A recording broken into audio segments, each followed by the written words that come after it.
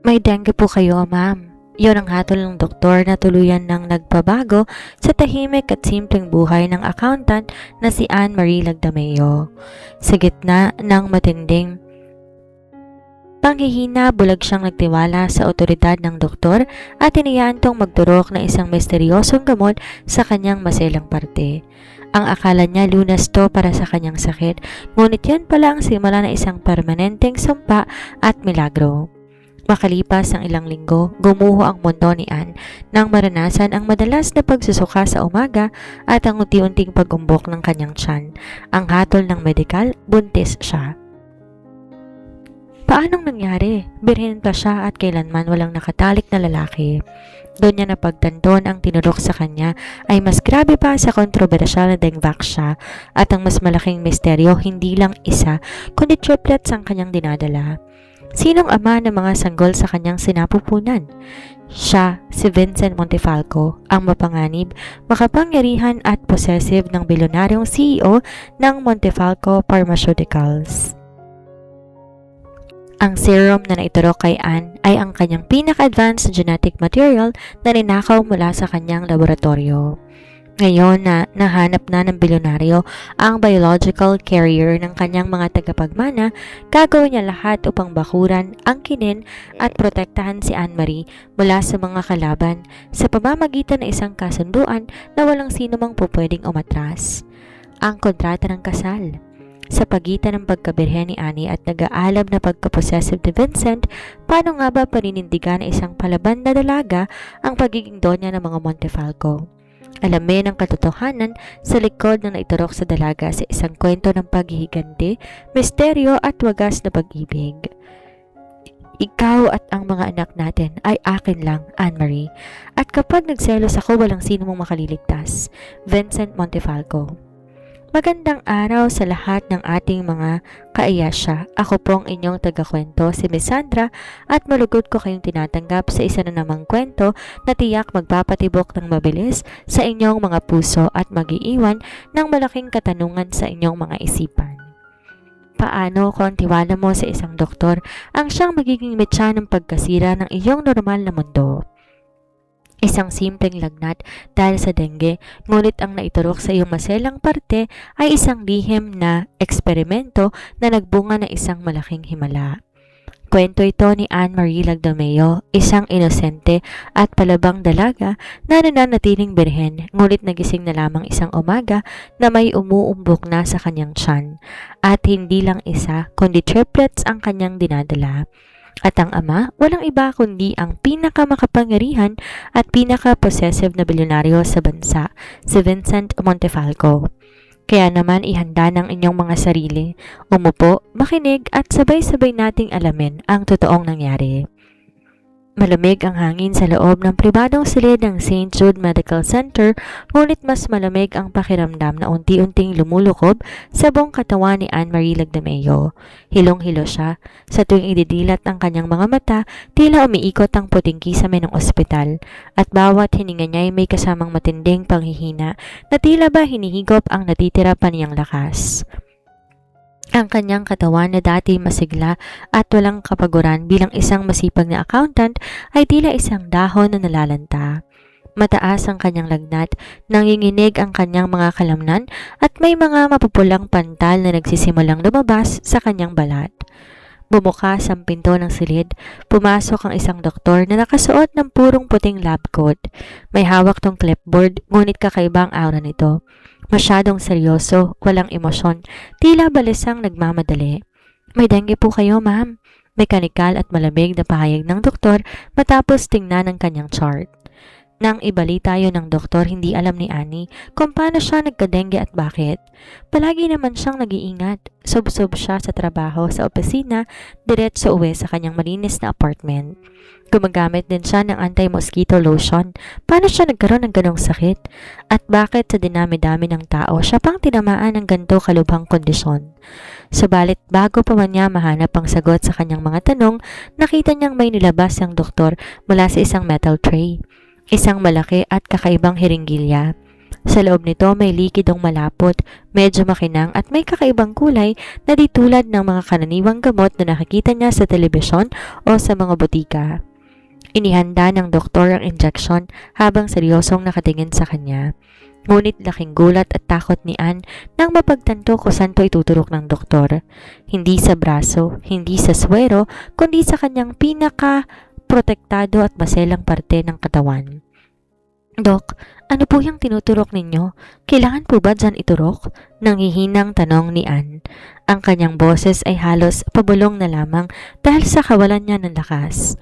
Ngunit bakas doon ang matinding takot at pag-aalinlangan.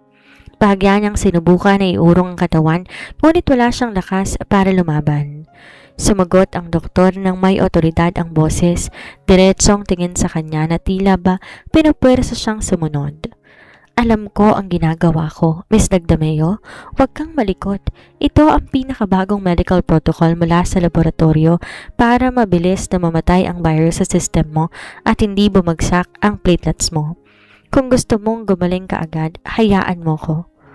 Dahil sa matinding panghihina ng kanyang isip at katawan, kasabay ng bulag na tiwala sa profesionalismo ng isang doktor, unti-unti, bumigay ang depensa ni Anne. Sino ba naman siya para komisyon sa isang eksperto? May tiwala siya sa doktor at alam niyang gagaling siya. Pinikit na lang ni Annie ang kanyang mga mata habang humihinga ng malalim. Hinayaan niya itong turukan siya ng gamot at maselang parte niya. Ramdam niya ang dahan-dahang pagpasok ng malamig at malapot na likido sa kanyang kaibuturan. Isang sensasyong nagdulot sa kanya ng kakaibang kilabot at pananakit na hindi niya maipaliwanag. Matapos sa ilang sandali, ginapos na matinding antok ang kanyang diwa hanggang sa tuluyan na siyang nawalan ng malay. Hindi niya alam na ang gabing yon ang wawasak sa normal niyang mundo dahil ang likidong pumasok sa kanya ay hindi naman gamot sa dengue kundi ang simula ng isang lihim na habang buhay na magpapabago sa kanyang kapalaran. Wala pang isang linggo mula nang maganap ang misteryosong gabing yon, nakalabas na si Anne-Marie sa ospital. Kamangha-mangha ang bilis ng kanyang paggaling, tila ba isang bula na naglaho ang matinding lagnat, panghihina at mga pantal sa kanyang balat. Sa katunayan, pakiramdam niya mas naging masigla pa ang kanyang katawan kaysa bago siya magkasakit. Magaling nga ang doktor, sa isip ni Annie habang nag-aayos ng kanyang mga gamit sa kanyang mga apartment. Laking pasasalamat niya dahil sa kabila ng lahat ng nakakailang na paraan ng panggagamot nito, naging epektibo ito. Mabilis siyang nakabalik sa normal na buhay sa kanyang trabaho bilang accountant sa isang malaking kumpanya sa Makati. Ngunit habang lumilipas ang mga linggo, ang pasasalamat ni Annie ay unti-unting napalitan ng matinding pagtataka at takot. Ang oras ay mabilis sa tumakbo at kasabay nito ang pagdating ng mga kakaibang pagbabago sa kanyang katawan na hindi niya magawang ipaliwanag. Nagsimula ito sa karaniwang Lunes ng umaga. Bigla na lamang napabangon si Anne mula sa pagkakahiga, sapo ang kanyang bibig at patakbong nagtungo sa banyo. Wala siyang mailabas kung hindi purong tubig at laway, ngunit ang tindi ng hilab ng kanyang sikmura ang halos magpaiyak sa kanya. Noong una, inisip niya na baka side effect lamang ito ng mga nainom niyang gamot o kaya simpleng acid reflux dahil sa stress sa trabaho. Subalit na ulit to kinabukasan sa susunod na araw at halos tuwing umaga na lamang. Kasabay nito ang matinding pagkapagod kahit kakagising lang niya at ang biglaang pagkasuklam sa amoy ng paborito niyang kape. Ang pinakamalaking sindak ay dumating makalipas ang 2 buwan. Isang gabi matapos maligo, humarap si Anne sa malaking salamin sa kanyang kwarto. Dahan-dahan niyang tinaas ang kanyang manipis na pantulog. Nanlaki ang kanyang mga mata at napasinghap siya sa gulat. Ang kanyang tiyan na dati patag at hubog unti-unting umuumbok. Hinawakan niya to gamit ang nanginginig na mga kamay. Hindi itong uri ng umbok kapag busog o tumataba. Matigas ito, bilugan, tila may sariling buhay sa loob. Bilang isang babaeng may sapat na gulang, alam niya ang ibig sabihin ng mga sintomas na ito. Madalas na pagsusuka sa umaga, pagkahilo, pagbabago ng panlasa at unti-unting paglaki ng tiyan. Senyales na palayo na buntis siya. Hindi. Hindi maaari, bulong ni Anne habang ang mga luha nagsisimulang pumatak sa kanyang mga pisngi. Napaupo siya sa malamig na sahig ng kanyang kwarto habang kanyang mundo tila gumuho. Paano nangyari? Birhen pa siya. Sa edad na 24 ni hindi pa siya nagkaroon ng kasintahan, lalong hindi niya kailanman hinayaan na mayroong humawak sa kanyang katawan. Wala siyang nakatalik, wala siyang nakasama sa kama. Sa gitna ng kanyang hysterical na pag-iyak, biglang nag-flashback sa kanyang isipan ang malamig na silid sa St. Jude Medical Center. Naalala niya ang seryosong mukha ng doktor, ang malaking kiringgilya ng may makinang na likido at ang nanginginig niyang tanong kung kailangan ba talaga itong iturok sa kanyang maselang parte. Napagtanto niya ang katotohanan. Mas grabe pa sa kontrobersyal na dengue siyang tinurok sa kanya ng doktor na yon. Ang gamot na iyon ay hindi panlaban sa dengue, kundi isang bagay na lumabag sa kanyang pagkatao at dangal. Eto siya ngayon, walang kamalay-malay at walang kasalanan, ngunit kailangan magtiis ng 9 na buwan hanggang makapanganak siya. Hawak ang kanyang tiyan, naramdaman niya ang matinding takot sa hinaharap. Paano niya ba ito ipapaliwanag sa kanyang pamilya, sa lipunan at ang pinakamalaking tanong na nagpabaliw sa kanyang isipan? Sino ang ama ng dinadala niya? Sa kabilang bahagi ng lungsod, sa itaas na palapag na makabago at nagtataasang Montefalco Medical Tower, nagahari ang isang nakabibiging katahimikan.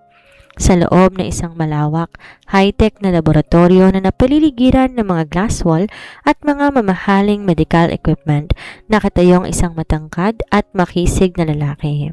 Siya si Vincent Montefalco, sa edad na 28. Siya ang bilyonarong CEO ng Montefalco Pharmaceuticals at ang nag-iisang tagapagmana ng pinakamayamang pamilya sa industriya ng medisina sa bansa. Taglay niya ang perpektong mukha, matikas sa tindig at matatalas na matang kulay abo, ngunit sa likod ng kanyang perpektong anyo ay ang isang malamig at walang emosyon na pagkatao. Madilim ang kanyang mukha habang tinitingnan na isang classified data report sa hawak niyang computer tablet.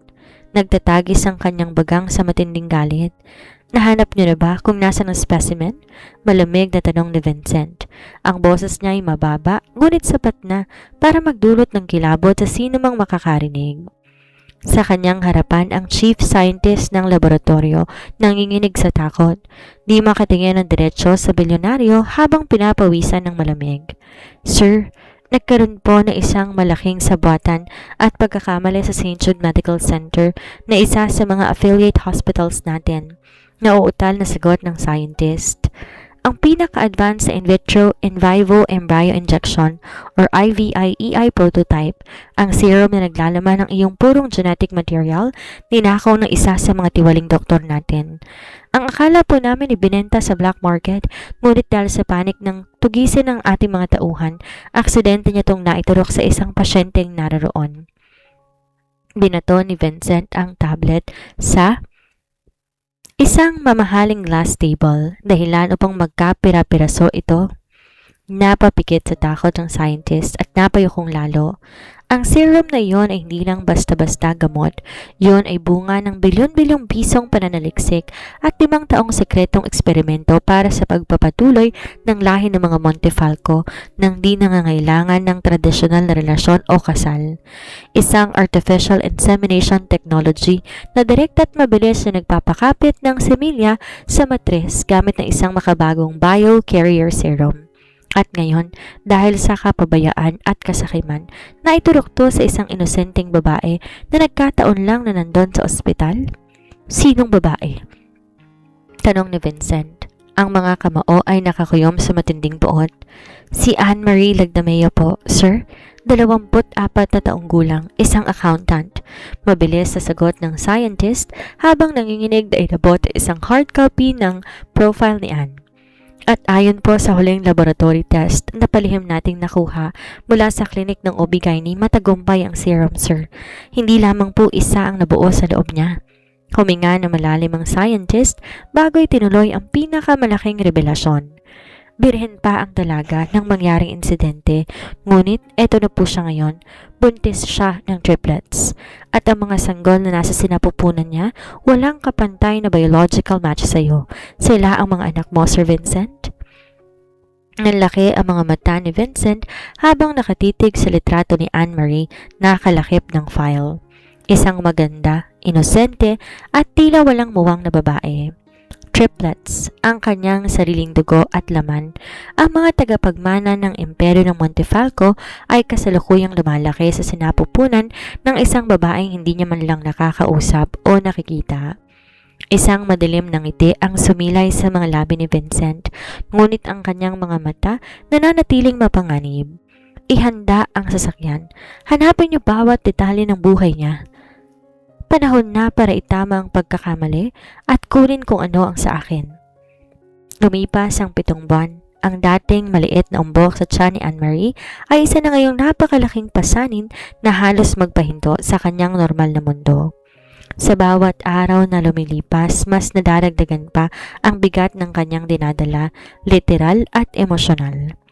Ang kanyang dating tila patag na tiyan ay lubos ng malaki, dahil sa loob nun may 3 buhay na sabay-sabay na lumalaki. Eto na naman, bulong ni Anne sa kanyang sarili habang maingat na umuupo sa sofa ng kanyang maliit na apartment. Hilong-hilo at pagod na pagod siya. Ang kanyang mga paa ay manas na rin dahil sa bigat ng triplets. Dahil sa kanyang kalagayan, napilitan siyang mag-leave muna sa trabaho bilang accountant. Ang masakit pa rito, tinalikuran siya ng kanyang mga kamag-anak nang malaman nga ang kanyang pagbubuntis. Walang naniwala sa kanya nang sabihin niya na birhen pa siya.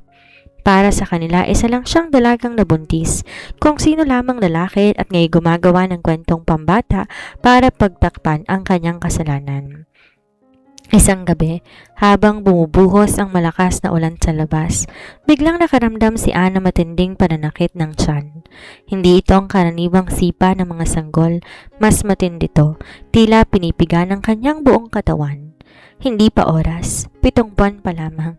Natatakot na naisip ni Anne habang hinahawakan ng kanyang tiyan. Nagsimula na siyang pagpawisan ng malamig. Sa gitna ng kanyang pagpapanik, biglang namatay ang mga ilaw sa loob ng kanyang apartment. Nagkaroon ng blackout, nilukob ng dilim ang buong paligid. Natataranta, kinapa ni Anne ang kanyang cellphone sa ibabaw ng lamesa. Ngunit bago pa man niya ito makuha, nakarinig siya ng malakas na yabag ng sapatos sa labas ng kanyang pinto. Ang kandado ng kanyang pinto biglang bumukas. Nanlaki ang mga mata ni Anne sa takot sa pag-aakala niya na magnanakaw ito. Sinubukan niyang tumayo, ngunit na matinding kirot sa kanyang tiyan ang naging dahilan upang mapaupo siya pabalik sa sofa at mapadaing. Sino kayo? Ano ang kailangan ninyo sa akin? Nanginginig at umiiyak na tanong ni Anne sa dilim.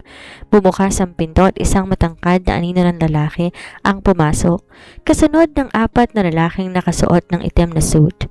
Kahit madilim, kitang-kita ang otoridad at kapangyarihang taglay ng lalaking nasa unahan. Huminto ito sa kanyang harapan. Isang iglap pa bumukas ang isang emergency flashlight, dala ng isa sa mga tauhan nito at doon tuluyang nalantad ang mukha ng estranghero. Isang napakakisig na lalaki na may matatalas na matang kulay abo, matangos na ilong at perpektong panga. Ngunit ang kanyang mukha ay isang seryoso at malamig pa sa yelo, walang iba kung hindi si Vincent Montefalco. Tinitigan ni Vincent ang mukha ni Anne na basang-basa ng luha bago dahan-dahang binaba ang kanyang tingin sa napakalaking tiyan ng dalaga. Nararamdaman ni Vincent ay isang kakaibang koneksyon, isang biological na ugnayan sa mga sanggol na nasa loob ng babaeng ito. Sino ako? Malamig na ulit ni Vincent sa tanong ni Anne. Lumapit siya na isang hakbang, dahilan upang mapaorong si Annie sa dulo ng sofa. Ako ang lalaking dapat mong sagutin kung bakit nasa loob ng sinapupunan mo ang mga anak ko, Miss Lagdameo. Nanlaki ang mga mata ni Anne. Ano? Anak mo? Hindi kita kilala. Ang doktor sa ospital ay nagnakaw ng pag-aari ko. Pagputol ni Vincent sa kanyang sasabihin. Yumuko ito ng bahagya para mapantayan ang mukha ni Annie. Mababanag ang pananib sa bawat salita nito. Ang itinurok sa iyo ang aking genetic material, kaya sa ayaw at sa gusto mo, ikaw ay nagdadala ng mga tagapagmana ng pamilya Montefalco. At simula sa gabing ito, wala kang magagawa kung hindi ang sumunod sa akin. Bago pa man makapagsalita si Anne para lumaban, isang mas matinding kirot ang gumuhit sa kanyang tiyan. Ang mga anak ko, masakit! Napasigaw siya sa matinding hirap at tuluyan na nanginginig ang kanyang buong katawan. Napansin ni Vincent ang likido na nagsisimula ng pumatak sa sahig mula kay Anne. Pumutok na ang panubigan nito. Sir Vincent, mukhang manganganak na siya. Masyadong maaga, 7 buwan pa lamang po. Balis ang ulat ng kanyang chief scientist na kasama rin sa mga tauhan. Nagtagis ang bagang ni Vincent. Hindi niya hahayaan na mapahamak ang kanyang mga anak. At sa hindi may paliwanag na dahilan, nakaramdam din siya ng kaunting tensyon para sa kaligtasan ng babaeng nasa harapan niya. Buhatin siya, utos ni Vincent sa kanyang mga tauhan. Ngunit bago pa man makalapit ang mga ito, siya mismo ang binuhat si Anne sa kanyang mga bisig. Ihanda ang medical van. Dadalhin natin siya sa Montefalco Medical Center ngayon din. Sa gitna ng sakit at labis na pagkalito, napahawak si Anne sa polo shirt ni Vincent. Kahit natatakot sa misteryosong lalaking to, wala siyang ibang magagawa kundi kumapit dito para sa kaligtasan ng kanyang triplets. Mabilis pinatatakbo ang kulay itim na medical van sa gitna ng baha at madilim na lansangan. Sa loob nun, binalot ng tunog ng mga modernong medical monitor at nang malalakas sa daing ni Anne-Marie ang buong espasyo. Nandun din si Vincent, seryosong nakatitig sa dalaga habang ang kanyang chief scientist at 2 emergency nurse ay abala sa pag-aasikaso dito. Hindi ko na kaya, sigaw ni Anne habang nakakuyom ang kanyang mga palad sa gilid ng stretcher. Basang-basa na siya ng pawis at luha. Ang sakit ng premature labor ay tila ba nagwawasak na sa kanyang buong katawan. Sa hindi may paliwanag na dahilan, hinawakan ni Vincent ang nanginginig na kamay ni Anne. Nanlaki ang mata ng nurse sa kanilang nakita. Ang kanilang malamig at walang pusong bilyonaryo, hinahayaan na pisilin ng isang estrangherong babae ang kanyang kamay. Kumapit ka. Malapit na tayo. Mababa, ngunit mariing sabi ni Vincent. Tumingin siya sa scientist. Siguraduhin ninyong walang mangyaring masama sa kanila. Kung hindi, alam na ninyo ang kahihinatnan ninyo. Nang makarating sila sa Montefalco Medical Center, agad sinugod si Anne sa isang eksklusibong operating room. Dahil 7 buwan pa lamang ang mga sanggol at ang triplets ang mga to, napagdesisyonan ng pinakamagagaling na doktor na sa ilalim si Anne sa isang emergency cesarean section. Pilit pinatutulog si Anne ng anesthesia, ngunit bago tuluyang nagdilim ang kanyang paningin, ang huli niyang nakita sa labas ng glass window ng silid ay ang nakatayong figura ni Vincent, naghihintay at nagbabantay. Ilang oras pang lumipas, unti-unti, dinilat ni Anne ang kanyang mga mata. Puti ang kisame, malawak ang silid at napakabango ng paligid. Wala na siya sa kanyang maliit na apartment. Nasa isang marangyang presidential suite siya ng ospital. Agad niyang hinawakan ng kanyang tiyan. Napaiyak siya ng maramdamang patag at malambot na ito. Ang mga anak ko! Nasaan ang mga anak ko? Hysterical na sigaw ni Anne habang sinusubukan na bumangon kahit pa kumikirot ang kanyang sariwang tahi. Huwag kang malikot. Kung ayaw mong bumuka ang mga tahi mo, isang malamig na boses ang nanggaling sa gilid ng silid. Nang lumingon si Anne, nakita niya si Vincent nakatayo malapit sa isang malaking salamin na nagdurugtong sa isang pribadong nursery room at lumapit to sa kanya. Pinalitan ng kanyang swero. Ligtas sila. 2 lalaki, 1 babae. Malulusog sila kahit kulang sa buwan. Salamat sa advanced genetic component ng serum na iturok sa'yo. Walang emosyon na saad ng bilyonaryo. Pinasok ng mga nurse ang 3 incubator kung saan natutulog ang 3 napakagagandang sanggol. Nang makita sila ni Anne, tuluyan ang bumuhos ang kanyang luha. Lumapit siya ng bahagya at pinagmasdan ang maliit na mukha ng kanyang mga anak. Kahit galing sila sa isang hindi naasang insidente, naramdaman ni Anne ang wagas na pagmamahal ng isang ina. Ngunit ang kanyang emosyon ay naputol nang maglapag si Vincent na isang makapal na dokumento sa ibabaw ng kanyang kama. Ano to? Tanong ni Ann habang pinupunasan ang kanyang mga luha. Isang kasunduan, Miss Lagdameo? Sagot ni Vincent habang sinusuksok ang kanyang mga kamay sa bulsa ng kanyang pantalon. Gaya ng sinabi ko, ako ang biyolohikal na ama ng mga batang yan. Hindi ko hahayaan na lumaki ang mga tagapagmana ng Montefalco sa isang maliit at maduming apartment ng walang marangyang pangalan. Tumingin ng matalim si Ann sa bilyonaryo. Lumabas ang kanyang pagiging palaban. Kahit bilyonaryo ka, wala kang karapatan agawin sa akin mga anak ko. Ako ang nagdala sa kanila ng 7 buwan. Ako ang naghirap. Isang malamig na ngisi ang gumuhit sa labi ni Vincent. Hindi ko sila aagawin sa'yo. Ang nakasulat sa kontratang yan, simple lang. Pakakasalan mo ko, magiging asawa kita sa papel at magiging ina ka ng mga anak ko sa harap ng publiko. Ngunit tandaan mo, negosyo at proteksyon lamang ang kasal na to. Walang pag-ibig na namamagitan sa atin. Nanigas ang kanyang kinaupuan si Anne-Marie habang nakatitig na makapal sa dokumento na nasa kanyang kandungan. Ang mga salitang binitawan ni Vincent Montefalco patuloy na umuurong sa kanyang pandinig. Pakakasalan mo ko. Nababaliw ka na ba? Galit at nanginginig ang boses na selyo ni Anne. Kakasilang ko pa lang sa mga anak ko. At ngayon lalatagan mo ko ng kasal? Hindi kita kilala at lalong hindi ko ibebenta ang dangal ko para sa isang kontrata? Di natinag si Vincent. Nanatili siyang nakatayo ng matikas.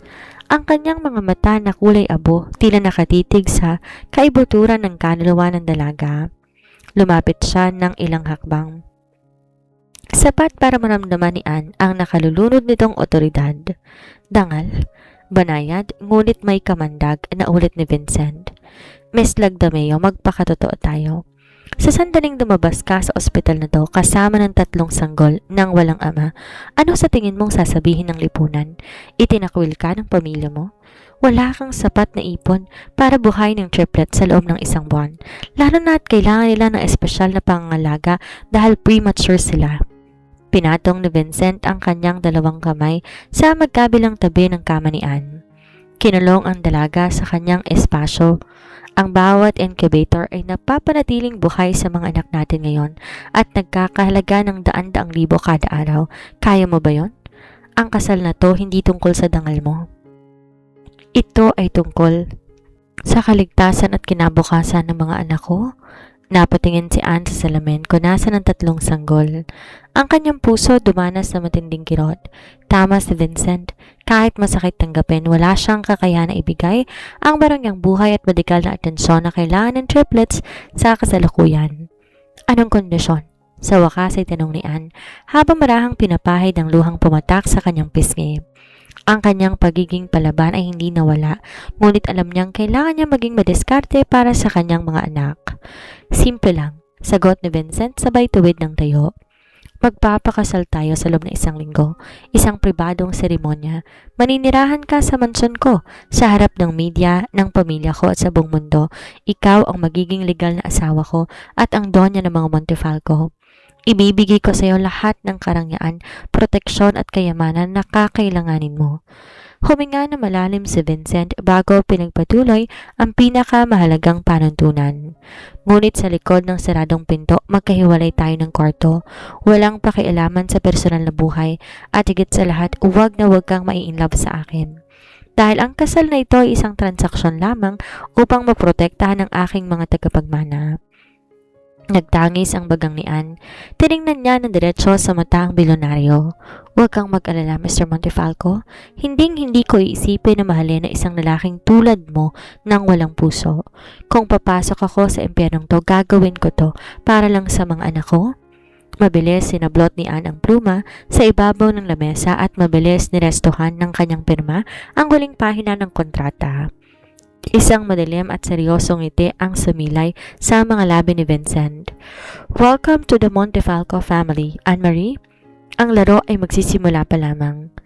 1 linggo matapos lagdahan ng kontrata, tuluyan ang nakalabas ng ospital si Anne-Marie kasama ng kanyang triplets.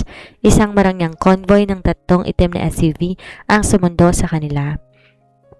Sa loob ng nangangunang sasakyan, tahimik na nakaupo si Anne habang maingat na pinagmamasdan ang tatlong sanggol na mahimbing na natutulog sa kanilang mga mamahaling baby car seat. Sa kanyang tabi walang iba kundi si Vincent na abala sa pagpindot sa kanyang mamahaling cellphone. Tila walang kasamang bagong silang na mga anak at asawa.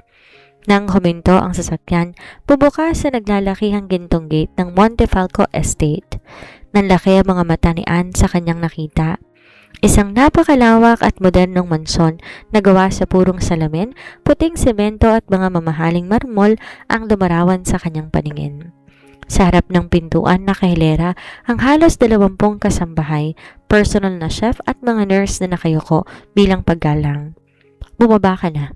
Malamig na utos ni Vincent habang nauunang lumabas ng sasakyan. Pilit na nagpakatatag si Anne. Kahit kumikirot pa ang kanyang tahi mula sa operasyon, binuhat niya ang isa sa mga sanggol habang ang dalawang personal nurse naman ang binuhat ang dalawa pa. Lumakid siya na may tinaas na noo. Hindi niya hahayaan na makita ng mga tao rito na siya ay nangingimi o natatakot. Mula ngayon, siya na ang inyong donya. Lahat ng utos niya susundin ninyo. Mariing pahayag ni Vincent sa mga tauhan bago hinarap si Anne. Ipinahanda ko ng nursery room sa tabi ng kwarto mo. Doon ka mamamalagi. Nang ihatid si Anne sa kanyang silid, lalo siyang napaawang. Ang nursery room ay mas malaki pa sa buong apartment na tinitirhan niya rito. Kumpleto to sa 3 gintong crib, mga high-tech monitor, at lahat ng pinaka-magagandang gamit para sa mga sanggol. Sa kabilang pinto ay ang kanyang sariling kwarto, isang marangyang master's bedroom na may king-size bed. Ngunit bago pa makapag-ayos si Anne, biglang bumukas ang pinto, pumasok ang isang matandang babae na may marangyang kasuotan, brilyanting alahas at matapang na mukha. Siya si Doña Aurora Montefalco, ang lola ni Vincent at ang matriarka ng pamilya. So, ikaw ang babaeng lumande sa doktor para makuhang similya ng apo ko? Matalim na selo ng matanda habang tinitingnan si Anne mula sa ulo hanggang paa ng may matinding pandidiri. Isang hamak na accountant na gustong umakyat sa lipunan gamit ang mga batang yan. Nagtagis ang bagang ni Anne. Akala ba ng matandang to matatakot siya? Hinarap niya to ng diretso at walang kaba. Huwag niyo akong bintangan ng mga bagay na hindi ko ginawa, Madam Aurora. Matapang na sagot ni Anne na kinagulat ng matanda. Ako ang biktima rito. Ninakawan ako ng karapatang maging normal na babae dahil sa eksperimento ng apo ninyo. Kung iniisip niyong pera lang ang habol ko, pwede kong kunin ang mga anak ko ngayon din at umalis dito. Tingnan natin kung saan pupulutin ang pangalan ng mga Montefalco kapag nalaman ng media ang ginawa ninyong iligal na eksperimento sa isang inosenteng birhen. Ikaw! Akmang sasamparin ng matanda si Anne sa galit, ngunit isang malaking kamay ang biglang sumalo sa braso nito. Si Vincent. Madilim ang mukha nito habang nakatitig sa kanyang lola. Lola, sapat na yan. Malamig na bansag ni Vincent. Si Anne-Marie ang legal na asawa ko ngayon. Ang sino mang rumespeto sa kanya, rerespeto rin sa akin. Huwag niyong pakikialaman ng pamilyang binuong ko. Bahagyang nagulat si Anne sa pagtatanggol ni Vincent. Nang bitawan ni Vincent ang braso ng matanda, galit na naglakad ito palabas. Nang silang dalawa na lang ang natira, tiningnan ni Vincent si Anne ng may kakaibang kislap sa mga mata. May tapang ka pala. Maganda yan, dahil marami pang bagyo ang darating sa buhay mo bilang asawa ko. Gabi na, ngunit di pa rin dinadalaw ng antok si Anne-Marie. Suot ng isang maluwag na koto na pantulog, pabalik-balik siya sa malawak na nursery room upang tiyakin na mahimbing ang tulog ng kanyang triplets. Sina Ethan, Liam at ang bunsong si Sofia ay mapayapang natutulog sa ilalim ng makabagong incubator cribs. Hinulikan niya ang mga to isa-isa sa noo bago dahan-dahang lumabas at bumalik sa sarili niyang master's bedroom. Ngunit pagkasara niya ng pinto, napasinghap siya sa gulat. Sa ilalim ng bintana, malapit sa balkonahe, nakaupo si Vincent sa isang leather armchair habang may hawak na baso ng mamahaling whiskey. Nakaluwag ang necktie nito at nakatupi ang manghas ng kanyang puting polo. Tila ba pagod na pagod mula sa buong araw na pamamahala sa Montefalco Pharmaceuticals. Anong ginagawa mo rito? May pag-iingat na tanong ni Anne. Bahagya niyang kinalit ang kanyang mga braso sa kanyang dibdib. Akala ko ba malinaw sa kontrata na magkahiwalay tayo ng kwarto? Binaba ni Vincent ang kanyang baso sa lamesa bago dahan-dahang tumayo. Ang kanyang matatangkad na figura ay nagdulot ng anino na tila lumukob sa buong silid. Lumapit siya papalapit kay Anne. Ang mga matang kulay abo ay tila sumisid sa kailaliman ng mga mata ng dalaga. Ito ang mansyon ko, Anne-Marie. Pumupunta ako kung saan ko gusto. Malamig ngunit may ibang timbre ang boses nito. Huminto siya, ilang pulgada lang agwat mula sa mukha ni Anne. Amoy na amoy ng dalaga ang pinaghalong bango ng panlalaking pabango nito at ng alak. At bukod doon, pagpapatuloy ni Vincent, dahan-dahang tinaas ang kanyang kamay upang haplusin ang isang takas na hibla ng buhok ni Anne, patungo sa likod ng tenga nito. Gusto kong makasiguro na ang babaeng pumirma sa kontrata ko hindi gagawa ng ingay sa unang gabi niya rito. Mabilis iniwas ni Anne ang kanyang mukha sa haplos ng bilyonaryo. Lumabas ang kanyang pagiging palaban. Huwag mo kong hawakan, Mr. Montefalco. Pumirma ako sa kontrata para sa kaligtasan ng mga anak ko, hindi para maging laruan mo. Kung nag-aalala ka sa ingay, mas mabuti. Mag-alala ka sa lola mo na mukhang gustong sunugin ang silid na to sa galit. Isang mahinang tawa ang kumawala sa mga labi ni Vincent. Isang tunog na ngayon lang narinig ni Anne mula rito. Sa halip na magalit sa pabalang na sagot ng dalaga, tila ba naaliw pa ito sa kanyang tapang. Ang lola ko hindi mo kailangan intindihin. Ako ang masusunod sa bahay na to. Seryosong sabi ni Vincent habang nakatitig sa mga labi ni Anne. Pero wag kang masyadong kampante. Palaban ka nga, pero marami pang matang nakabantay sa bawat galaw mo simula bukas. Ang media, ang mga kalaban ko sa negosyo, lahat sila naghahanap ng butas para pabagsakin ako. Gamit ka? Bigla, hinawakan ni Vincent ang bewang ni Anne at marahang nila to papalapit sa kanyang matigas sa dibdib. Napasinghap si Anne. Ramdam na ramdam ang init sa katawan ng bilyonaryo at ang possessive nitong hawak. Bitawan mo ko, nanginginig ngunit pilit na matigas na utos ni Anne.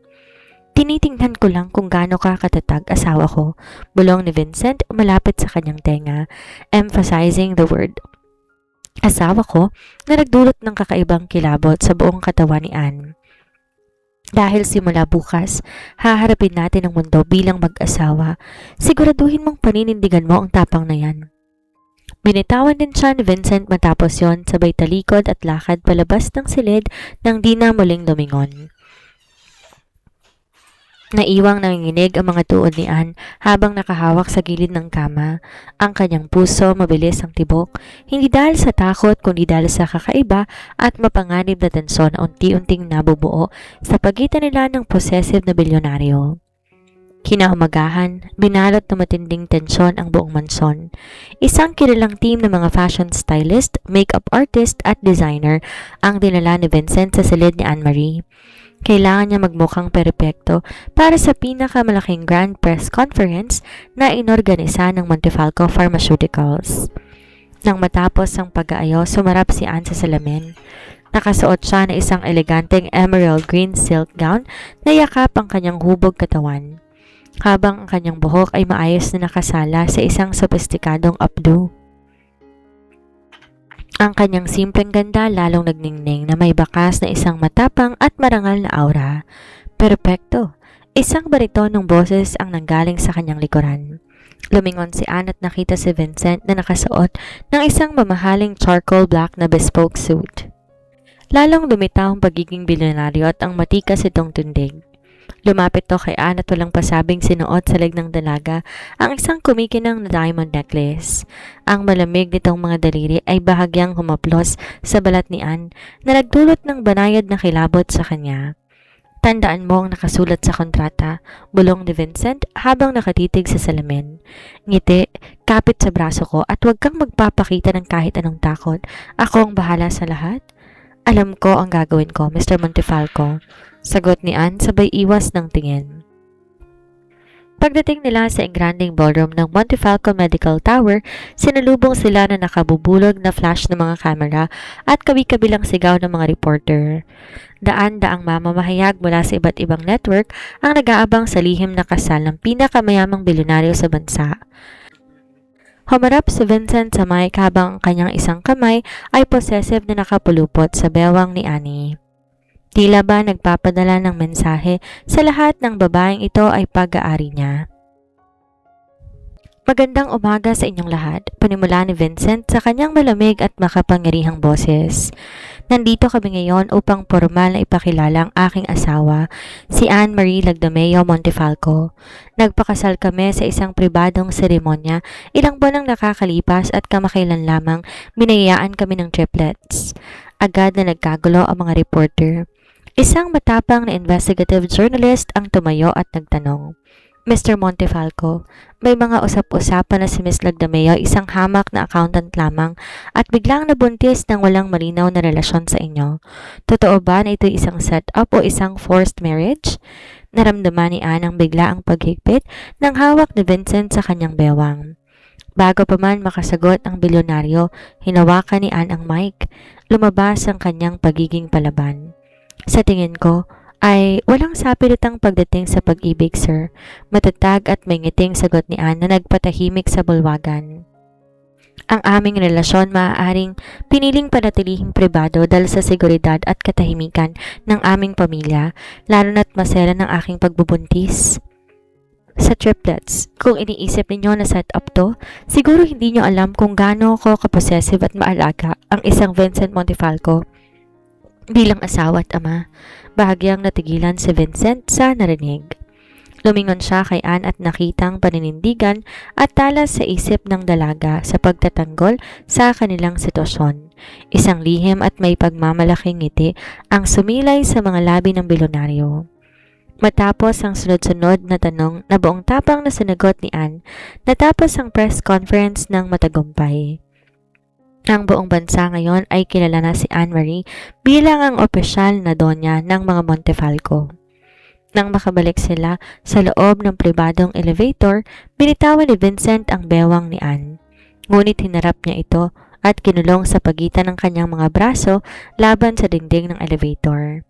Ang kanyang mga mata na kulay abo nag-aalab sa isang kakaibang emosyon. Possessive at maalaga, ha? Bulong ni Vincent. Ang mukha ilang sentimetro na lamang ang agwat sa labi ni Anne. Magaling ang naging pag-arte mo ron, asawa ko. Pero baka makalimutan mo, kapag sinabi kong akin na isang bagay, pinapanindigan ko yan hanggang sa huli. Ang balita tungkol sa matagumpay na press conference ay naging mitsa ng malaking kontrobersiya sa buong bansa. Sa bawat social media platform at pahayagan, ang pangalan ni Vincent at Anne Marie ang nangungunang paksa, ngunit sa likod ng marangyang tagumpay na ito, isang madilim na banta ang nagsisimulang gumapang patungo sa kanila. Habang mahimbing na natutulog ang triplet sa kanilang silid, si Anne naman abala sa pag-aayos ng mga dokumento sa library ng mansyon. Bilang isang accountant, hindi niya kayang maupo lamang at walang gawin. Gusto niyang suriin ang mga pampublikong ulat ng Montefalco Pharmaceuticals upang mas maunawaan ang mundo na kanyang pinasukan. Biglang dinalaw ng takot si Anne nang mag-vibrate ang kanyang personal na cellphone sa ibabaw ng lamesa. Isang hindi kilalang numero ang tumatawag. Nag-atubili siya ngunit sa huli sinagot niya ito. Hello? Untag ni Anne. Anne Marie Lagdameo Montefalco. Isang baritonong boses ng lalaki ang narinig niya mula sa kabilang linya. Puno ito ng sarkasmo at panganib. Napakagaling ng pag-arte mo sa telebisyon. Pero alam nating dalawang katotohanan. Birhen ka pa nang mapasukan ka ng similya ni Vincent, hindi ba? Isang maduming eksperimento ang mga batang yan. Nabitawan ni Anne ang hawak niyang ballpen. Nagtaasan ang balahibo niya sa buong katawan. Sino ka? Paano mo nalaman? Sabihin mo sa possessive mong asawa na kung gusto niyang mabuhay pa ang kanyang mga tagapagmana, ihanda niyang formula ng IVIEI serum. Kung hindi, baka magising na lang kayo isang umaga na wala na ang triplets. Napaupo si Anne sa sahig. Nanginginig ang buong katawan sa tindi ng takot, hindi para sa sarili niya, kundi para sa kaligtasan ng kanyang tatlong sanggol. Ang kanyang triplets na walang kinalaman sa digmaang ito. Anong nangyayari dito? Isang pamilyar, mababa at malamig na boses ang pumutol sa kanyang pagpapanik. Nakatayo sa may pinto ng library si Vincent. Nakabukas ang unang 3 butones ng kanyang polo shirt at bahagyang gulo ang buhok nito. Katatapos lang sa isang mahabang virtual meeting. Nang makita ni Vincent ang maputlang mukha ni Anne at ang nanginginig nitong mga kamay na nakahawak sa cellphone, ay mabilis tong lumapit. Agad dinalaw ng matinding pag-aalala ang bilyonaryo. Isang emosyon na pilit niyang tinatanggi sa kanyang sarili. "Sinong tumawag sa'yo?" Mariing tanong ni Vincent, sabay hablot sa cellphone ni Annie. Sinubukan niyang i-dial muli ang numero, ngunit patay na ito. "Vincent, may nakaalam ng totoong nangyari sa atin sa ospital." Umiiyak na sumbong ni Anne. Tuluyan nang nawala ang kanyang pagiging palaban dahil sa takot niya para sa mga anak. Tinatakot niyang triplets. Kailangan daw ng formula ng serum mo, kung hindi. Hindi na natapos ni Anne ang kanyang sinasabi dahil walang sabing hinila siya ni Vincent patayo at possessive na ikinulong sa isang mahigpit na yakap. Diniin ng bilyonaryo ang mukha ng dalaga sa kanyang matigas sa dibdib, habang isang kamay ay marahang humahaplos sa likod ng buhok nito upang pakalmahin ito. "Shh! Tahan na. Walang mangyayaring masama sa mga anak natin at lalong hindi ko hahayaan na mayroong humawak sa'yo," bulong ni Vincent. Ang boses ay puno ng panggigigil at matinding proteksyon.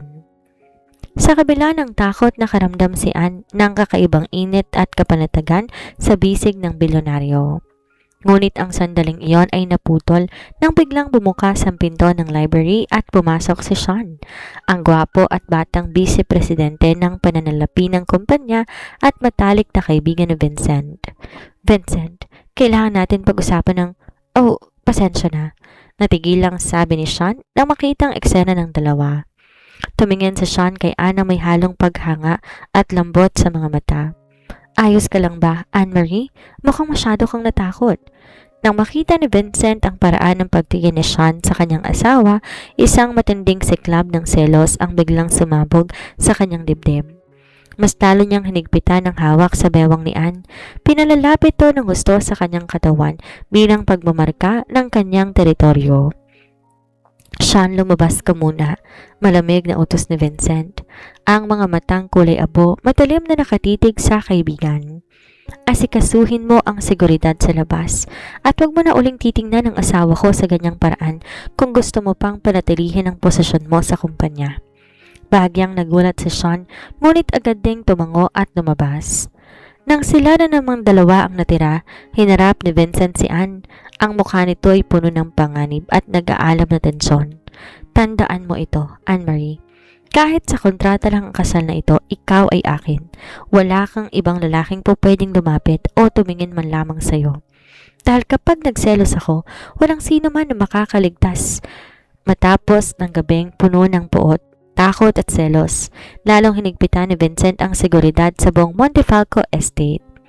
Dinagdagan niya ang mga elite bodyguard na nagbabantay sa paligid na nagpapalagay ng mga pinakabagong biometric security system sa nursery room upang matiyak na walang sino mang makakalapit sa triplets.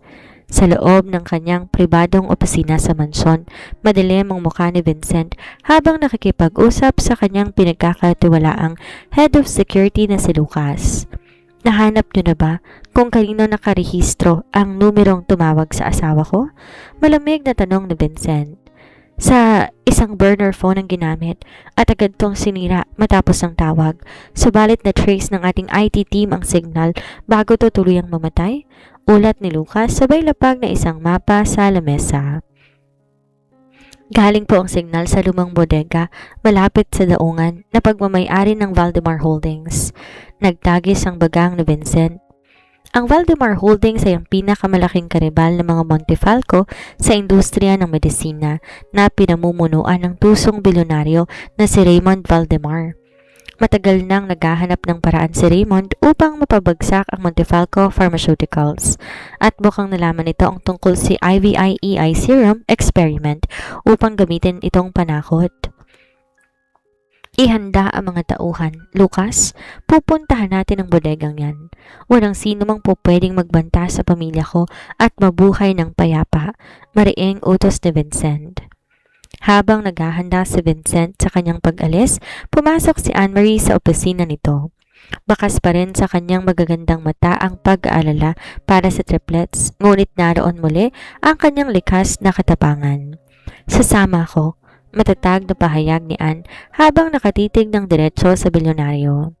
Napatigil si Vincent sa pag-aayos ng kanyang baril at napatingin sa dalaga. Nababaliw ka na ba? Mapanganib ang pupuntahan ko. Manatili ka rito at bantayan mo ang mga anak natin. Hindi ako mananatili ditong parang walang alam habang ang kaligtasan ng mga anak ko ang nakataya. Pabalagbag na sagot ni Ann. Lumapit siya kay Vincent na hinawakan ang braso nito. Accountant ako, Vincent. Marami akong alam ng mga transaksyon ng Valdemar Holdings at nakita ko yon sa mga public records. Mas makatutulong ako sa iyo kung nandun ako para suriin ng mga dokumento na maaari nating makuha. Napatitig si Vincent sa kamay ni Ann na nakahawak sa kanyang braso. Bago binalik ang tingin sa nag-aalab na mga mata ng dalaga, hindi niya mapigilang humanga sa kakaibang tapang ni Anne-Marie. Hindi tulad ng ibang babaeng iiyak lamang sa isang tabi, handa tong lumaban para sa mga mahal sa buhay. Isang possessive na ngiti ang sumilay sa mga labi ni Vincent. Hinablot niya ang bewang ni Anne at inilapit to sa kanya. Sige, sasama ka, pero mananatili ka sa loob ng sasakyan kasama ng mga bodyguard ko. Kapag nanganib ka, hindi ko mapapatawad ang sarili ko. Pagdating nila sa madilim at liblib na bodega ng mga Valdemar, mabilis pumasok ang mga tauhan ni Vincent upang salubungin ang mga tauhan ng kalaban. Rinig ang malalakas na putok ng baril at kalansing ng mga bakal sa loob. Habang nagkakagulo, nanatili si Anne sa loob ng bulletproof na SUV na ipinangako niya. Ngunit biglang may pumalo sa bintana ng kanyang tabi. Nang lumingon si Anne, malaki ang kanyang mga mata nang makita ang doktor na nagturok sa kanya ng serum sa ospital, si Dr. Gabriel. Duguan ito at tila tumatakas mula sa loob ng bodega. May hawak tong isang itim na flash drive, pilit na sinisigaw ang pangalan ni Anne sa labas ng bintana. Nanginginig ang mga kamay ni Anne-Marie habang nakatitig sa duguan at sugatang mukha ni Dr. Gabriel sa labas ng bintana ng sasakyan. Ito ang lalaki na nagpabago sa kanyang buhay, ang doktor na sumira sa kanyang pagiging birhen sa ngalan ng isang madilim na eksperimento. Ngunit sa halip na galit, matinding takot at pag-aalala, namayani sa kanya na makitang pilit nitong inaabot ang isang itim na flash drive sa maliit na siwang ng bintana. Ann, kunin mo to! Hirap na hirap at nauutal na sigaw ni Dr. Gabriel, habang lumilingon sa likod at tila ba may tumutugis sa kanila. Naloko ko. Hindi ko alam na gagamitin nila ako. Ang Valdemar, hawak nila ang pamilya ko. Nandyan ang lahat ng ebidensya ng sabuatan at ang totoong formula. Bago pa man makapag-isip si Anne, mabilis niyang hinablot ang flash drive. Sa parehong sandali, isang malakas na putok ng baril ang umalingaw-ngaw. Nanlaki ang mga mata ni Anne nang dahan-dahan bumagsak si Dr. Gabriel sa semento. Wala nang buhay. Napasigaw si Anne sa matinding sindak at napayakap sa kanyang sarili sa loob ng SUV. Agad bumukas ang pinto ng sasakyan at pumasok si Vincent. Hingal na hingal at may hawak na umuusok pang baril. Baka sa matinding galit at pag-aalala sa kanyang mukha. Agad niyang hinila si Anne patungo sa kanyang matigas sa dibdib. Pilit na tinatago ang mukha ng dalaga upang di nito makita ang bangkay sa labas. Ayos ka lang ba? Nasaktan ka ba? Sunod-sunod na tanong ni Vincent. Ang boses ay nanginginig, isang bagay na bago para sa isang malamig na bilyonaryo. Ang posesor nitong yakap ay mas humigpit na tila ba natatakot mawala si Anne sa kanyang paningin. Vincent, si Dr. Gabriel, umiiyak na sumbong ni Anne habang nakasubsob sa mukha sa polo ng bilyonaryo. Binigay niya sa akin to bago siya barilin ng mga tauhan ni Raymond Valdemar. Pinakita ni Anne ang itim na flash drive na mahigpit niyang hawak. Nanliliit ang mga matang kuliabo ni Vincent. Agad niyang binalingan si Lucas na nasa driver's seat. Paanda rin ang sasakyan. Bumalik tayo sa mansyon ngayon din, mariing utos ni Vincent.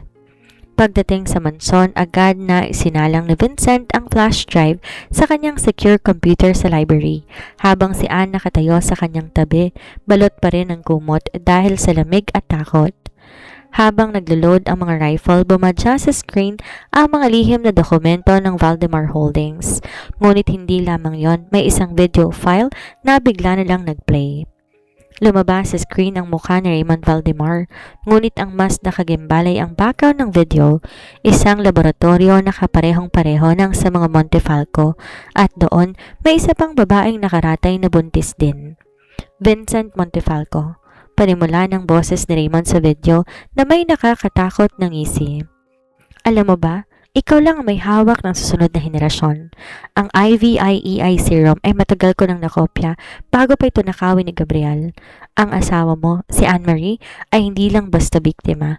Ang matres niya ay nag-iisang perpektong biological carrier na may kakayahan na magpalaki ng triplets na may perpektong genetic match sa iyo.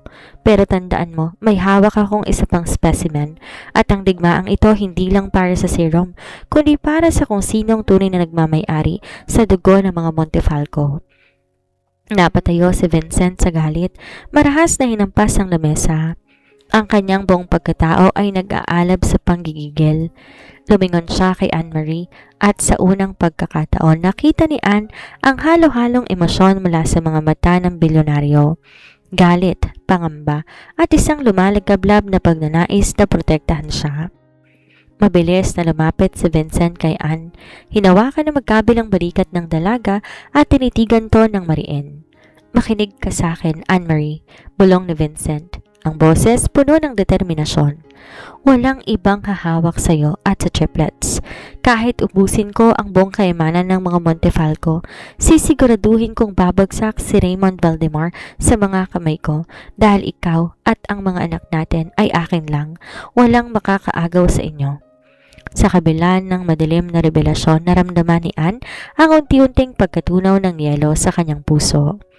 Ang possessive na bilyonaryo hindi lang pala ang kanyang mga anak na gustong protektahan, kundi pati na rin siya. Matapos mapanood ang nakagigimbal na video ni Raymond Valdemar, hindi na mapakali si Vincent.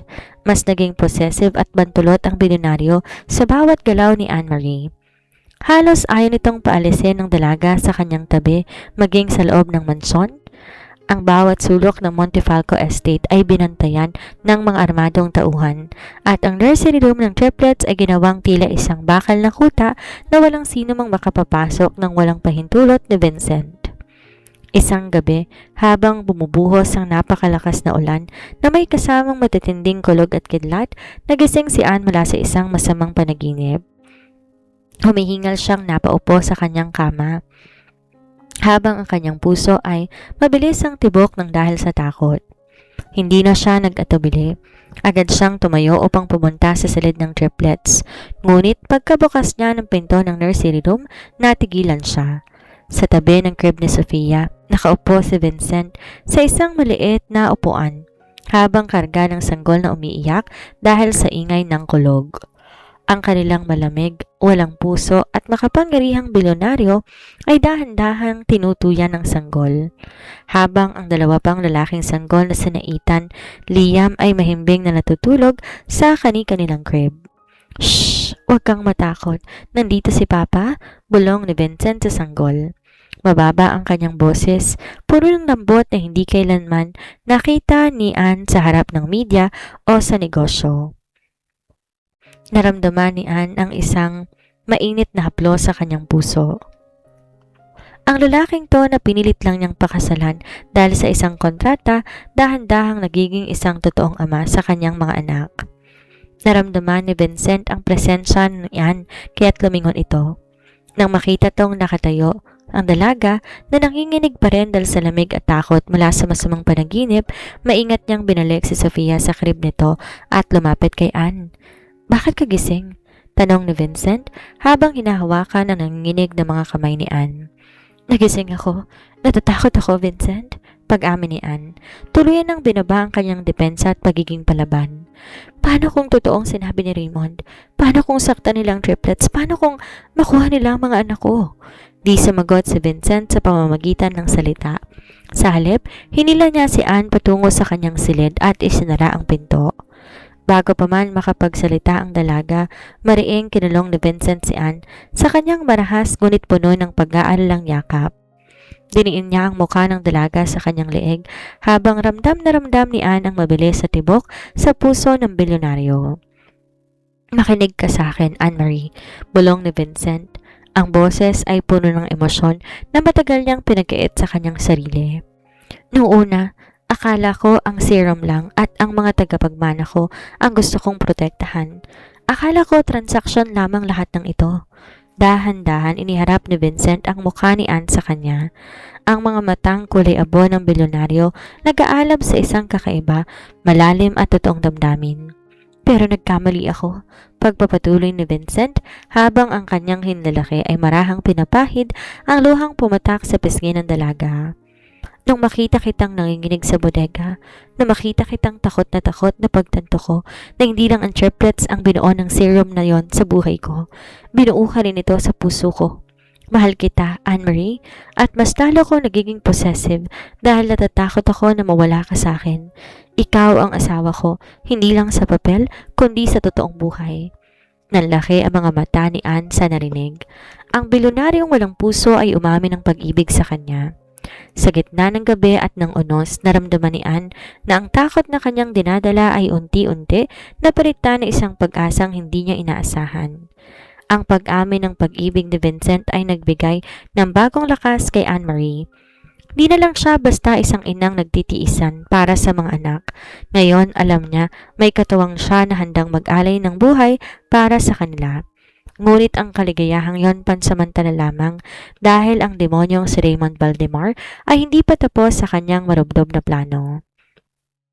Kinaumagahan, habang abala si Vincent sa pakikipag-usap sa mga otoridad gamit ang mga ebidensya mula sa flash drive ni Dr. Gabriel, isang marahas na insidente ang yumanig sa mansyon.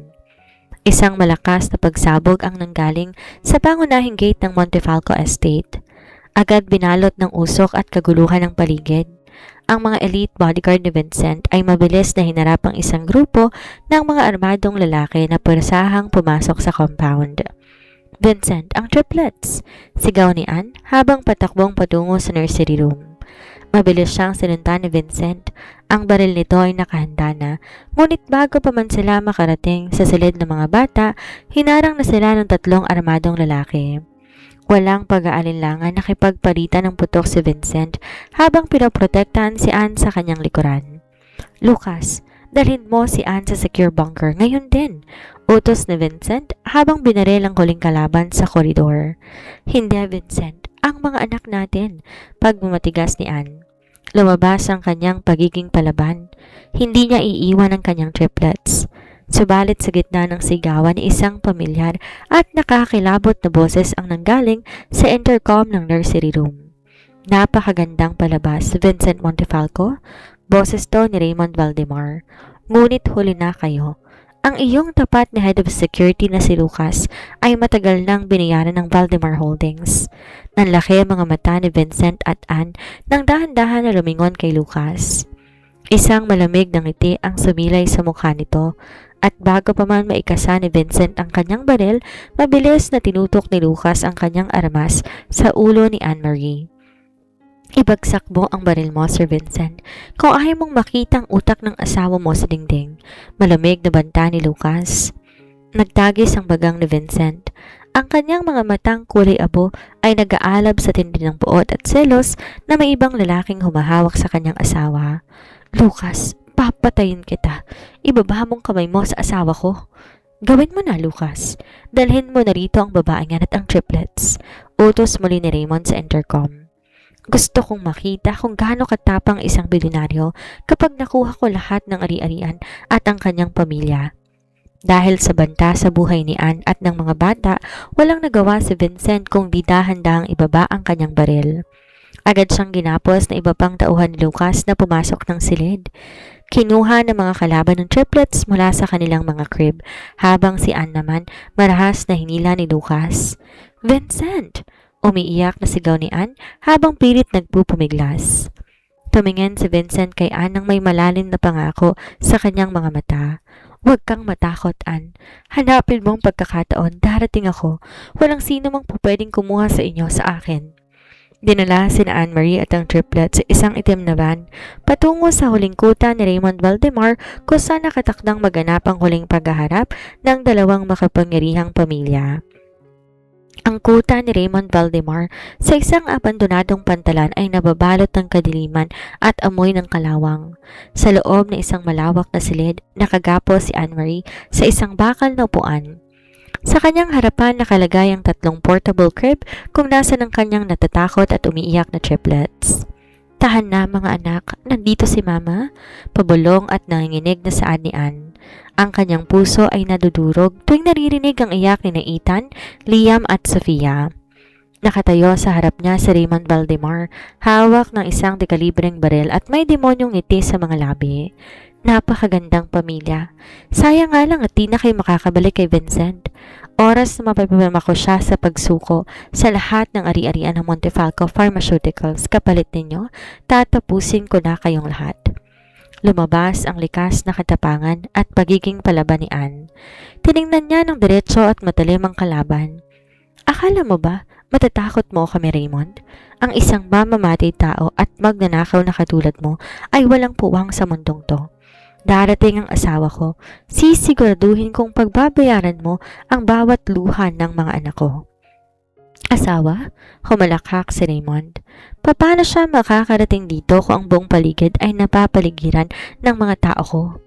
Hindi natapos ni Raymond ang kanyang sasabihin nang ang malaking bakal na pinto ng bodega ay marahas na nakayukyok at tuluyang nawasak. Isang serya ng mga flashbang at usok ang bumalot sa buong silid. Kasunod ang malalakas na putok ng baril mula sa mga elite at tapat na tauhan ng mga Montefalco. Mula sa makapal na usok, lumitaw ang isang matangkad at nag-aalab sa galit na figura. Si Vincent Montefalco, suot ng isang dugoang suit. Ang kanyang mga matang kulay abo, puno ng mapanganib at nakamamatay na aura. Nang makita ang kanyang asawa at mga anak na nasa panganib, tuluyan nang nawalan ng preno ang bilyonaryo. "Raymond Valdemar," ang baritonong boses ni Vincent ay umalingaw-ngaw na parabang kulog. "Sinabi ko na nga sa'yo, hawakan mo nag-iisang pag-aari ko nang higit pa sa buhay ko." Natatarantang tinutok ni Raymond ang baril kay Anne. Ngunit bago pa man niya makalabit ang gatilyo, mabilis na kumilos si Anne. Ginamit ang natitira niyang lakas upang iindayog ang upuan at mabangga ang binti ni Raymond. Mabilis na kumilos si Anne. Ginamit niyang natitira niyang lakas upang iindayog ang upuan at mabangga ang binti ni Raymond. Isang tumpak na putok ng baril mula kay Vincent ang tumama sa kamay ni Raymond dahilan upang mabitawan ito ang armas. Mabilis na lumapit si Vincent at walang awa, pinatumba si Raymond sa semento bago to tuluyang dinakip ng mga pulis na kasabay pa lamang dumating ni Vincent. Si Lucas, ang traidor ng head of security, ay napatumba na rin sa labas. Agad tumakbo si Vincent patungo kay Anne. Mabilis niyang tinastas ang mga lubid na nakagapo sa dalaga at possessive na hinilato sa isang napakahigpit na yakap. Diniin niya ang kanyang muka sa buhok ni Anne habang ang kanyang buong katawan ay nanginginig sa takot na muntik na niyang may wala ang dalaga. "Salamat sa Diyos, ligtas ka. Ligtas kayo?" Paulit-ulit na bulong ni Vincent. Ang boses ay basang-basa ng emosyon. "Vincent, ang mga anak natin," umiiyak na sabi ni Anne. Sabay nilang binalingan ng 3 sanggol.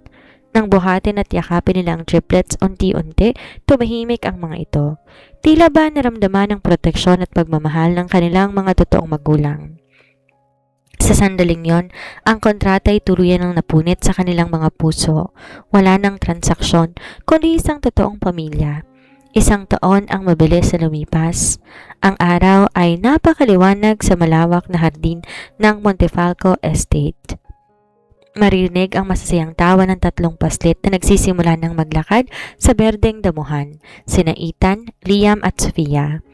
Nakatayo sa balkonahe si Anne-Marie, suot na isang simpleng puting bestido na lalong nagpadagdag sa kanyang karangyaan bilang donya ng mansyon. Isang pares ng matitigas at mapagmahal na mga braso ang biglang pumulupot sa kanyang bewang mula sa likuran, si Vincent. Pinatong ni Vincent ang kanyang baba sa balikat ni Anne habang pinagmamasdan ng kanilang triplets na naglalaro sa ibaba. Masaya ka ba, asawa ko? Bulong ni Vincent habang dahan-dahang hinahalikan ng leeg ng dalaga. Isang gawi na palaging nagdudulot ng kilabot ng kaligayahan kay Anne. Lumingon si Anne, binigyan ng bilyonaryo ng isang matamis na ngiti. Sobra, Vincent. Sino ba namang mag-aakala na ang gabing akala ko'y simula ng aking kamatayan dahil sa dengue at misteryosong naiturok sa akin ay siyang magiging daan para mahanap kong mga anak ko at ang lalaking mamahalin ko habang buhay? Hinarap siya ni Vincent at tinitigan ng kanyang mga mata ng may wagas na pagmamahal. Birhen man, ngunit buntis ng triplets. Ikaw ang pinakamagandang himalang na iturok sa kapalaran ko, Anne-Marie.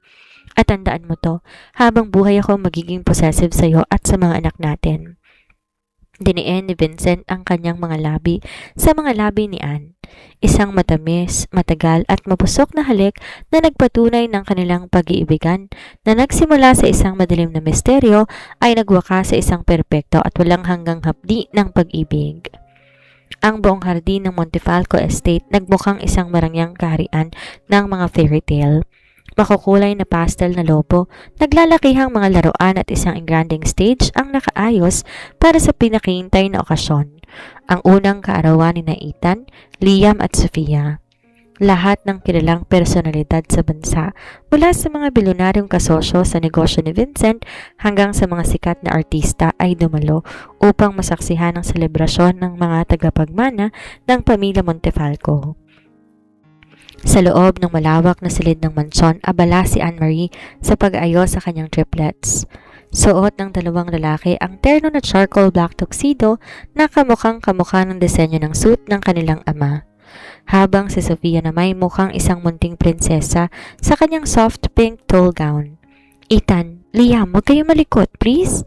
Pakiusap ni Anne habang pilit na sinusuot ang maliliit na bowtie ni Liam na agad naman itong tinatanggal.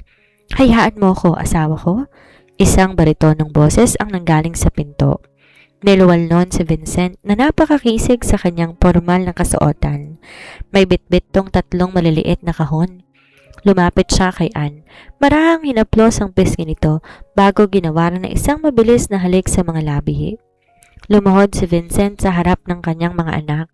Kamangha-mangha kung paanong ang isang kinatatakutang CEO ay nagiging isang maamong tupa sa harap ng triplets. Sa isang galaw lang ng kanyang kamay na paamo niya sina Ethan at Liam upang maisuot ang kanilang mga bowtie. Happy birthday, my champions! Bulong ni Vincent habang hinahalikan ang dalawang lalaki sa noo. Bago binuhat si Sofia, pinupog ng halik sa pisngi na nagdulot ng malalakas na hagikik sa munting batang babae. At para sa aking prinsesa, happy birthday. Binuksan ni Vincent ang mga dalang kahon. Para kina Ethan at Liam, magkaparehong gintong commemorative watch na may nakaukit na pangalan ng mga ito ang kanyang regalo. Ngunit para kay Sofia, isang napakagandang diamond anklet ang inilabas niya. Masyadong mamahalin ang mga regalo mo sa kanila, Vincent. Isang taon pa lang sila. Natatawang saway ni Anne habang nakapamewang. Lumabas ang kanyang pagiging practical na accountant. Pinudupot ni Vincent ang kanyang isang braso sa bewang ni Anne. Pinalalapit ng asawa sa kanyang katawan ng may nakasanayang possessiveness. Para sa mga anak ko, walang masyadong mamahalin, Anne-Marie, at lalo na para sa'yo. May inilabas pa si Vincent na isang envelope mula sa kanyang bulsa at iniabot ito kay Anne. Ano to? Pagtataka ng dalaga. Buksan mo. Nang buksan ni Anne ang envelope, nanlaki ang kanyang mga mata na makitang isang deed of absolute sale at transfer certificate of title. Isang bagong tayong state-of-the-art na pediatric at maternity hospital na pinangalan sa kanya, the Anne-Marie Montefalco Medical Center. Ito ay magbibigay ng libreng medikal na atensyon at tulong para sa mahirap na ina at mga sanggol, lalo na ang biktima ng ilegal na medikal na eksperimento. Napaiyak si Anne sa matinding emosyon. Niyakap na mahigpit si Vincent habang sinusubsob ang mukha sa dibdib ng asawa. Vincent, napakaganda nito. Maraming salamat. Gusto kong malaman ng buong mundo kung gaano kita kamahal at kung paano mo binago ang buhay ko. Bulong ni Vincent habang hinahaplos ang kanyang buhok. Ang gabing na iturok sa iyo ang serum ko ay ang gabi kung kailan nagsimula ang totoong buhay ko. Nang bumaba sila sa hardin upang harapin ang mga bisita, sinalubong sila ng malalakas na palakpakan at kabi-kabilang flash ng mga kamera. Ang triplets ay maligayang naglalaro habang sina Vincent at Anne naman ay nakatayo sa gitna, magkakahawa kamay at magkadikit ang mga balikat. Humarap si Vincent sa mga bisita, hawak ang kanyang baso ng champagne. Maraming salamat sa inyong lahat sa pagdating sa unang kaarawan ng aking mga anak. Panimula ni Vincent, ang boses ay puno ng pride. 1 taon nang nakalipas mula nang binayaan ako ng triplets. Ang aking asawa, si Anne-Marie, ang nagbigay sa akin ng pinakamagandang regalo sa mundong to, kaya't nais kong itaas ang aking baso para sa aking pamilya at sa walang hanggang bukas na magkakasama kami. Cheers! Sigaw ng mga bisita. Lumingon si Vincent kay Anne at binigyan to ng isang mapusok at mapagmahal na halik sa harap ng lahat ng tao. Isang patunay na ang dating kontrata ay naging isang wagas at panghabang buhay na pag-iibigan na walang sino mang makasisira. At dito na po nagtatapos ang kapanapanabik at madamdaming kwento ni na Anne-Marie, Vincent at ng kanilang napaka-cute ng triplets. Isang patunay na kahit gaano kagulo at kaimposible ang simula ng isang tadhana, kapag pag-ibig at panindigan ang nanaig, walang anumang unos o masamang planong makasisira sa isang pamilya. Sana po naging masaya at busog ang inyong mga puso sa naging takbo ng ating kwento ngayong araw. Sa lahat po ng ating mga solidong kaayasya na walang sawang sumusubaybay, nagla-like, nag-iiwan ng mga komento at nagpapadala ng kanilang mga reaksyon sa bawat kabanata, maraming salamat po sa inyo. Ang inyong walang sawang suportang nagbibigay lakas sa aming buong team, lalo na kay Boss Reynal upang patuloy na gumawa at mag-isip ng mga ganitong kalidad at kapanapanabik ng mga kwento. Kayo po ang tunay na dahilan kung bakit patuloy na nagkukwento ang Ayasha TV at syempre pa isang napakalaking pagpupugay at mainit na yakap mula sa Pilipinas para sa ating mga makabagong bayani. Ang ating mga kababayang OFW na nakatutok ngayon mula sa iba't ibang panig ng mundo. Alam po namin na di bihirang magtrabaho sa malalayong lugar, malayo sa pamilya at labanan ng lungkot araw-araw. Sana po sa pamamagitan ng mga kwentong inihahatid namin dito sa Ayasha TV kahit papano'y nababawasan ang inyong pangungulila sa bayan at nakapagpapangiti kami sa inyo pagkatapos sa isang mahabang araw ng pagtatrabaho. Naway palagi kayong ingatan ng may kapal kung nasan man kayo ngayon. Saludo po kami sa inyong sakripisyo. Huwag niyo pong kalilimutang i-like ang videong ito, mag-subscribe sa ating channel at i-share ang kwentong to sa inyong mga kaibigan. Muli, ako po ang inyong tagakwento, si Miss Sandra. Mag-ingat po tayong lahat at magkita-kita muli tayo sa susunod na kwentuhan dito lang sa Ayasha TV. Paalam!